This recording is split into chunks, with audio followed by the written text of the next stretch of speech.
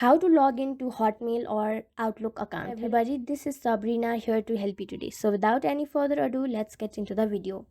So Hotmail is now called as Outlook. So in order to log into your Outlook account, simply go to your Outlook. First, I will teach you by logging out,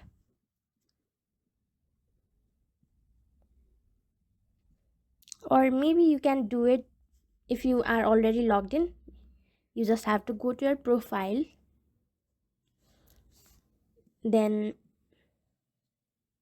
tap on the settings, tap on accounts, then tap on account, add account, and from here you just have to add an email account, whatever you created your account with. It could be your Google Drive, email, OneDrive, or any other, and then you will be able to log in to your account.